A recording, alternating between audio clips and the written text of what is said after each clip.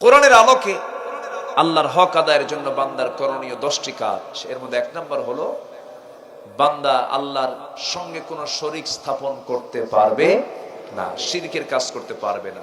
শিরিক কাকে বলে?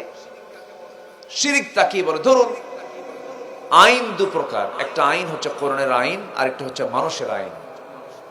মানুষের আইনকে আপনি প্রতিষ্ঠা করে কোরআনের আইনকে আপনি মাইনাস করে রাখলেন, এটা কি হলো? শিরিক হয়ে গেল। অন্য আইনকে আপনি বিশ্বাস করে নিয়েছেন, গ্রহণ করে নিয়েছেন। শনিবারে বাঁশ কাটা যাবে না, আছে কিনা এলাকায় জানি না। তারপরে সকালবেলা বাকি দেওয়া যাবে না, মঙ্গলবারে বিয়ে হওয়া যাবে না, বৃষ্টির দিন বিয়ে হলে সারা জীবন ওর চোখের পানি ফুরাবে না। দেখছেন ফতুয়াগুলো, দেখছেন? তাহলে 7টা দিনের মালিক কে বলেন তো? এই 7 দিনের মালিক কে? তো এই 7 দিনের মধ্যে আপনি যে বললেন এটা করা যাবে না, এটা করা যাবে, এটা শিরক। এটা কি বলেন? শিরক। বিসমিল্লাহ গলত, এই কথা বলা শিরক। লক্ষ্মী সোনা আমার, এই কথাটা শিরক। এরকম বিভিন্ন শিরকের কথা, শব্দ চয়ন আমাদের মুখ থেকে বের হয়ে যায়, যেন কোনো শিরকের কোনো ছোঁয়া আমার আপনার জীবনে না লাগে। এটা হচ্ছে আল্লাহর অধিকার। এটা কার অধিকার বলেন? আল্লাহ চান আমার বান্দা আমার সঙ্গে কোনো শরীক স্থাপন না করুক, কিন্তু বান্দা শিরিক করে ফেলে। আল্লাহ রাব্বুল আলামিন বলেন বান্দার সকল গুনাহ মাফ হয়ে যাবে, কিন্তু শিরকির গুনাহ কখনো মাফ হবে না। মহান রব্বুল আলামিন বলছেন ইন্নাল্লাহা লা ইয়াগফিরু আন ইউশরাকা বিহি ওয়া ইয়াগফিরু মা দুনা যালিকা লিমান ইয়াশা। আল্লাহ রাব্বুল আলামিন বান্দার সকল গুনাহ মাফ করে দিবেন, কিন্তু শিরকের গুনাহ কখনো মাফ করবেন না। এটা কার ওয়াদা? আসতে বলবেন না, কার ওয়াদা? আল্লাহর শক্ত ভাষায় বলছেন ওয়া মান ইউশরিক বিল্লাহি ফাকাদ হারামাল্লাহু আলাইহিল জান্নাহ। যে ব্যক্তি শিরিক করবে তার জন্য জান্নাতটা হারাম হয়ে যাবে। শিরকের ধারে পাশে আমরা যাব না। মাজার দেখলে অনেকে মান্নত করে, গরু দেয়, ছাগল দেয়, আছে কিনা? এগুলো আছে কি এলাকায়? এগুলো টুকটাক যায় না, এদিক সেদিক নিয়ে যায়।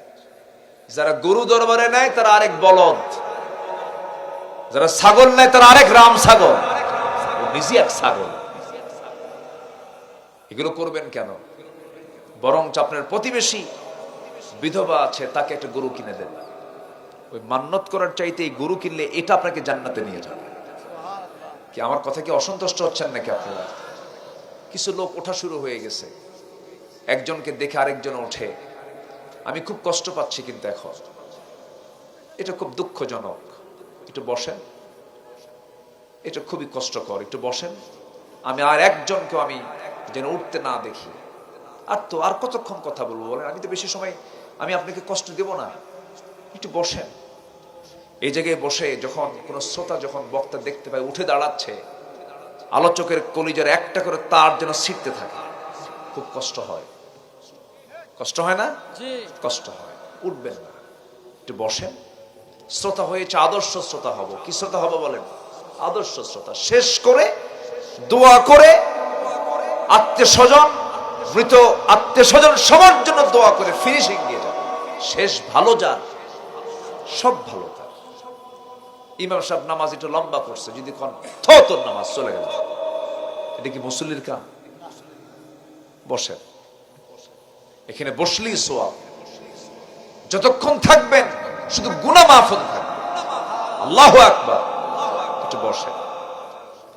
একটু আগে ভাগে উঠলে ভালো হতো, একটু আগে উঠলে, 9:30 উঠলে। কিন্তু যে আমার ভাই কালেকশনও করছিলেন, এই জন্য ভাবলাম যে না, একটু আল্লাহর পথে মানুষ দান করছে, দান করুক।